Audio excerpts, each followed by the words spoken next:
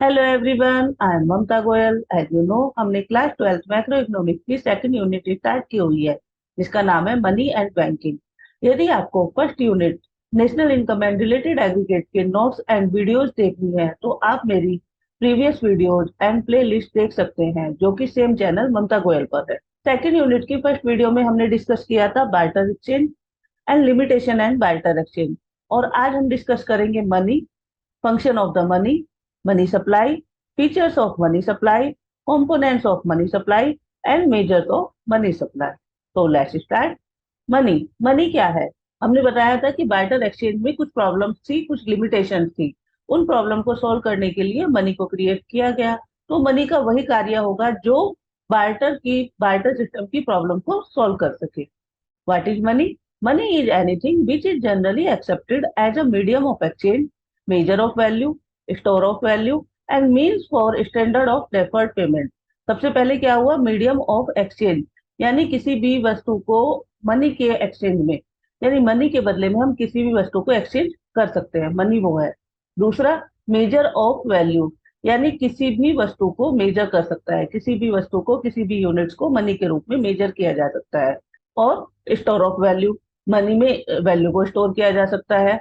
And means for standard of deferred payment, और deferred payment का मतलब हो गया फ्यूचर पेमेंट, और मनी के द्वारा फ्यूचर पेमेंट भी किया जा सकता है।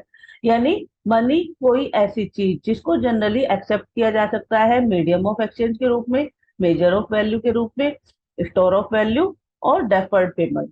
Function of money two types के होते हैं, primary function and secondary function. Primary function में आएंगे आपका medium of exchange, major of value, और सेकेंडरी फंक्शन में आएंगे standard of deferred payment and store of value. Primary function का मीन हो गया जो मेन कार्य, मनी के जो मेन कार्य होते हैं, और सेकेंडरी में जो मेन से थोड़ा कम वर्क करते हैं, यानी वो कार्य भी इंपॉर्टेंट है लेकिन प्राइमरी से कम। अब आता है medium of exchange. Medium of exchange का मतलब क्या हुआ? किसी भी वस्तु को जो जिसके बदले में हम एक्सचेंज कर सकते हैं, that is called money.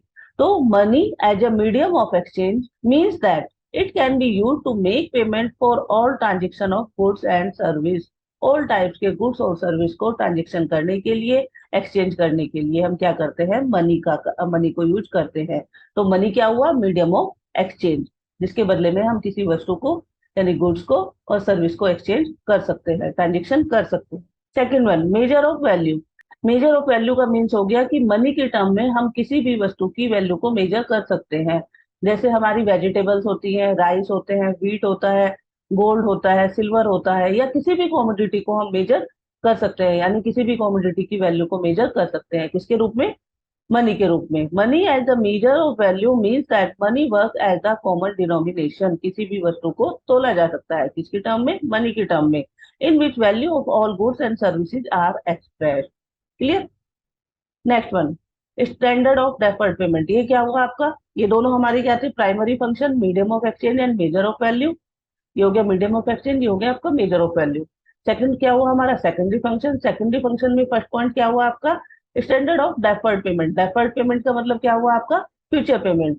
Money as a standard of deferred payment means that money acts as the standard for payment which are to be made in future. यानी हम किसी पेमेंट को फ्यूचर में करना चाहते हैं, यदि हमने किसी से उधार लिया और हम उसको फ्यूचर में पेमेंट करना चाहते हैं तो इजीली कर सकते हैं। Yes, money as a standard of deferred payment has simplified the borrowing and the lending. जैसा कि मैंने अभी बताया है इसमें बार्टर सिस्टम में, कि हम गुड्स और कमोडिटी यदि हम लेते हैं तो कुछ समय बाद उसकी वैल्यू क्या हो जाती थी? डिक्रीज हो जाती थी। उसको सेम प्राइस में, सेम क्वांटिटी में हम उसको रिटर्न नहीं कर पाते थे। लेकिन स्टैंडर्ड ऑफ डेफर्ड पेमेंट ये किसका गुण बन जाता है? मनी का। तो इसमें आसानी से फ्यूचर पेमेंट को किया जा सकता है। सेकेंडरी फंक्शन का सेकंड पॉइंट है store of value. Store of value, store of value का मतलब हो गया ट्रांसफर परचेजिंग पावर, यानी हम परचेजिंग पावर को ट्रांसफर कर सकते हैं फ्रॉम प्रेजेंट टू फ्यूचर।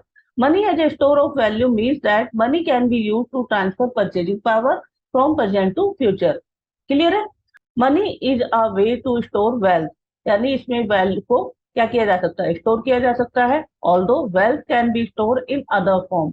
अब आप कह सकते हैं वेल्थ तो अदर फॉर्म में भी स्टोर कर सकते हैं, लेकिन उसमें लिक्विडिटी कम होती है, हम तुरंत उसको यूज नहीं कर सकते हैं, मनी को कर सकते हैं। But money is the most economical and convenient way. Clear हो गया? Money as store of value has the following advantage. Money को स्टोर करके रखने के कुछ एडवांटेज भी हैं। पहला एडवांटेज देखिए, money is easily portable, so it is easy and economical to store money as storage does not require much space. यानी हम मनी को स्टोर कर सकते हैं और इसके लिए बहुत ज्यादा स्पेस की जरूरत नहीं होती है। क्लियर हुआ? पोर्टेबल है ये, इकोनॉमिकल, स्टोर कर सकते हैं। यानी इसको स्टोर करने के लिए ना ज्यादा स्पेस की जरूरत होती है, ना ही ज्यादा खर्च होता है। दूसरा क्या हुआ, money has the merit of general acceptability, so it can be easily exchange for goods at all time. यानी मनी को इजीली एक्सेप्ट किया जाता है। जैसे बार्टर सिस्टम में क्या होता था, दूसरी वस्तु की हमारी नीड होगी और हमारी वस्तु की नीड दूसरे व्यक्ति को होगी, तभी हम उसे एक्सचेंज करेंगे। लेकिन मनी के टर्म में ऐसी कोई भी कंडीशन नहीं है, मनी को इजीली एक्सेप्ट कर लिया जाता है, स्टोर करने के लिए भी और यूज करने के लिए भी। थर्ड वन हो गया, saving in term of money are much more secure than in term of the goods. यानी सेविंग के रूप में मनी को यदि हम सेव करते हैं, वो ज्यादा सेफ रहता है कंपेयर टू गुड्स के। यदि हम गुड्स को सेव करके रखेंगे फ्यूचर पेमेंट के लिए या फ्यूचर मतलब फ्यूचर एक्सपेंसेस के लिए, तो क्या होगा, तो वो इतना सेफ नहीं होगा जितना कि सेविंग करना एज अ मनी। क्लियर? अब आता है मनी सप्लाई। मनी सप्लाई क्या है? मनी सप्लाई का मतलब तो आपको लगा होगा जितनी भी इकोनॉमी में मनी है। नहीं, मनी सप्लाई का मतलब हो गया, money supply refer to the total volume of money held by public. Public के पास जितना भी पैसा है at a particular point of time in an economy. Particular point of time, ये पहले भी पढ़ा है आपने, सुना है। पर्टिकुलर पॉइंट ऑफ टाइम का मतलब क्या हो गया, यह एक स्टॉक होगा। यानी पर्टिकुलर, एक होता है पीरियड ऑफ टाइम, एक होता है particular point of time. Particular point of time जहाँ गिवन होता है वो स्टॉक होता है, और जहाँ पीरियड ऑफ टाइम होता है वहां होता है फ्लो। तो पब्लिक के पास जितना भी पैसा पर्टिकुलर पॉइंट ऑफ टाइम के पास है, that is called money supply. Clear? Features of the money supply, it include, सबसे पहले तो पब्लिक के पास जो पैसा है, पब्लिक के पास जो पैसा है वो क्या होना चाहिए, using sector, money using sector होना चाहिए, क्रिएटिंग सेक्टर नहीं होना चाहिए। यूजिंग सेक्टर यानी पब्लिक उसे यूज कर रही हो, मनी को क्रिएट नहीं कर रही हो। It includes money held by public, इसमें बताया मैंने, हेल्ड बाय पब्लिक होने चाहिए money only. The term public, यहाँ पे पब्लिक का मीन क्या हुआ, signified the money using sector. Money using sector होना चाहिए, इंडिविजुअल या बिजनेस फर्म कुछ भी हो, उसका क्या होना चाहिए, आपका money using sector. It does not include money creating sector, इसमें मनी क्रिएटिंग सेक्टर को इंक्लूड नहीं किया जाता है। प्रोड्यूस सप्लायर्स और the money, government and the banking system as cash balance held by them do not come into the actual circulation in the country. यानी money circulate करती है, लेकिन मनी सप्लाई किसको बोला गया है, जो पब्लिक के पास है और पर्टिकुलर पॉइंट ऑफ टाइम में है, देन मनी यूजिंग सेक्टर में है। कभी भी मनी क्रिएटिंग सेक्टर को आप मनी सप्लाई में इंक्लूड नहीं करेंगे। और ये बताया ही है मैंने, जैसे कि it is a stock concept, एक शॉर्ट क्वेश्चन में आ जाता है 1 मार्क्स में, कि मनी सप्लाई स्टॉक कॉन्सेप्ट है या फ्लो कॉन्सेप्ट है। तो कौन सा कॉन्सेप्ट है ये, स्टॉक कॉन्सेप्ट है, क्योंकि इसको मेजर किया जाता है पर्टिकुलर पॉइंट ऑफ टाइम पर। क्लियर?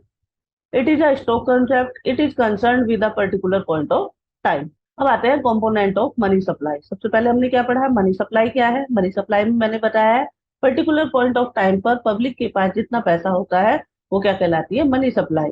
अब मनी सप्लाई के कंपोनेंट्स कौन से हुए, the two main components of money supplies are, सबसे पहला हो गया करेंसी विद पब्लिक। करेंसी किस किस के रूप में, नोट के रूप में और कॉइन्स के रूप में, जो पब्लिक के पास होती है।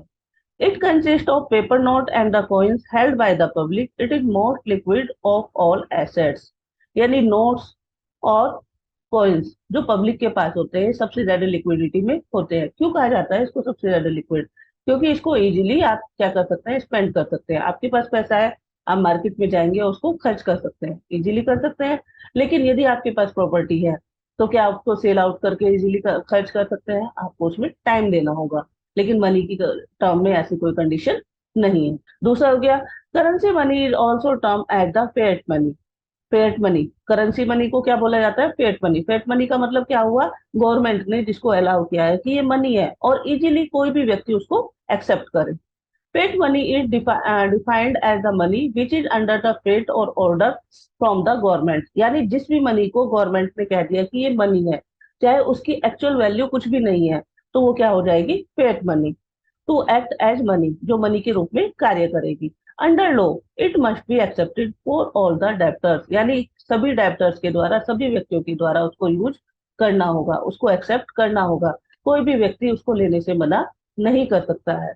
जैसे कि आपका चेक होता है, चेक लेने को 1% के लिए आदमी मना कर सकता है कि मुझे चेक नहीं चाहिए, लेकिन यदि आप किसी को कैश देंगे तो वो उसको एक्सेप्ट करना होगा, वो उसको लेने से मना नहीं कर सकता। And next one, it is also termed as legal tender money as it can be legally used to make payment to debts or the other obligation।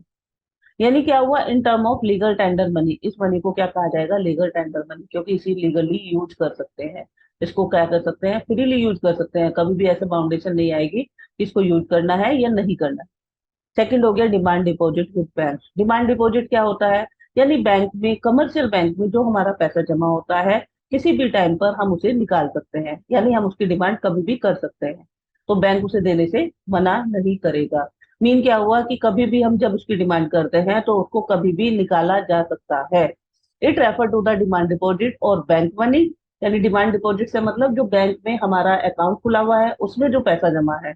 Bank money of the public with the commercial bank, commercial bank में demand deposit are the deposits which can be encashed by issuing check at any time by the account holder। यानी account holder के द्वारा, check के द्वारा कभी भी पैसा निकाला जा सकता है। अब तो आप एटीएम से भी निकाल सकते हैं और पेटीएम से भी ले दे सकते हैं। तो क्लियर हुआ, डिमांड डिपॉजिट क्या है कि बैंक के अंदर जितना भी जमा है, जितना भी पैसा है, आप किसी भी टाइम उसकी डिमांड कर सकते हैं। And only net demand deposit are included, इसमें केवल नेट डिमांड डिपॉजिट को ही इंक्लूड किया जाता है, यानी बैंक के अंदर जितना भी पैसा है उसी को इंक्लूड किया जाता है। यदि एक बैंक ने दूसरे बैंक को दिया हुआ है उसको इसमें इंक्लूड नहीं किया जाता है। It must be noted that demand deposit are mean of payment. Demand deposit क्या हुआ, mean of payment taken on net basis.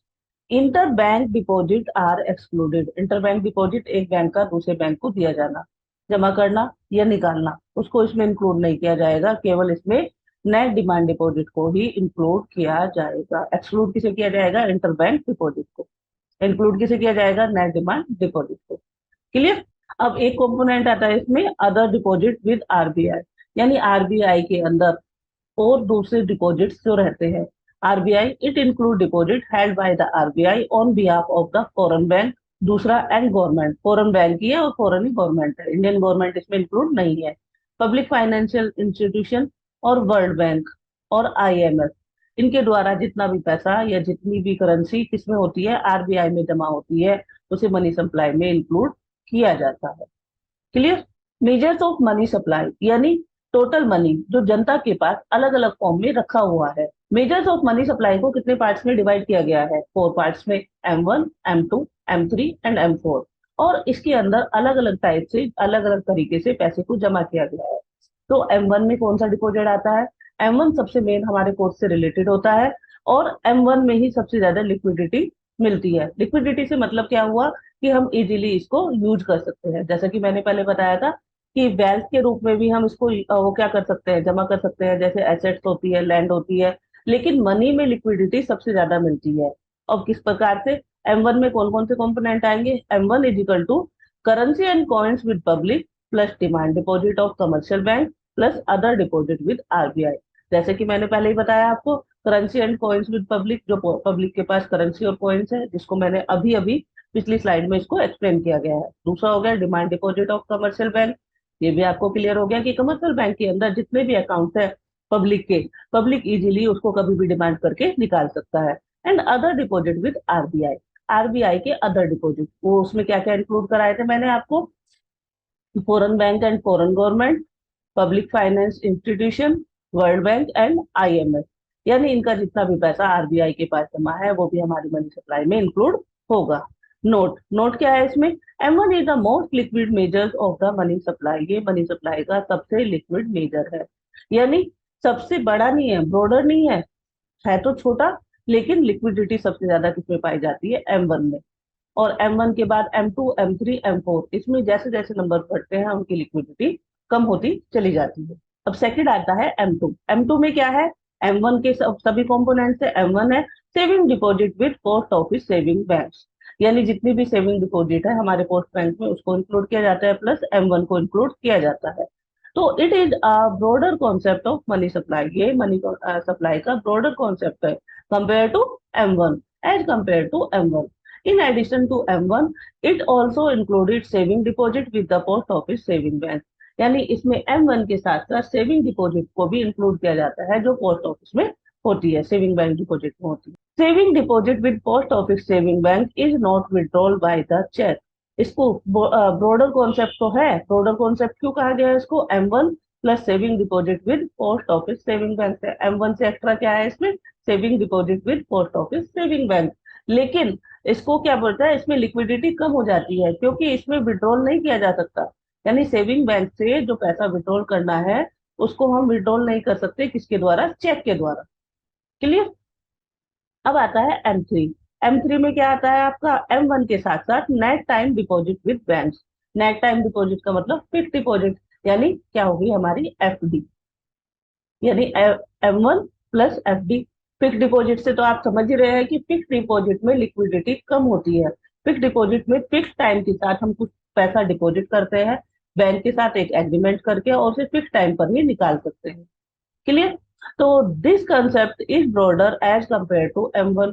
ये भी बड़ा है कॉन्सेप्ट, किससे, कंपेयर टू M1 से, क्योंकि इसमें M1 के साथ साथ net time deposit with bank भी इंक्लूड है, and it is also include net time deposit.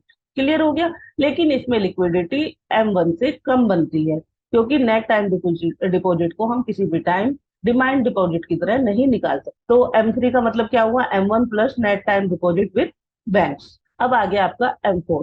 M4 में क्या आता है आपका, this measure include total deposit with post office saving bank in addition to M3, यानी इसमें M3 के साथ साथ, M3 में क्या क्या था हमारा, M1 plus net time deposit with banks, और उसके बाद उसमें क्या आ गया, total deposit with post office saving banks. जितनी भी टोटल डिपॉजिट है हमारे पोस्ट ऑफिस सेविंग बैंक्स में, उसको इसमें इंक्लूड किया जाता है, किसमें, M3 में, और वो क्या बन जाता है हमारा M4। और एक्सक्लूड क्या किया जाता है इसमें, NSC।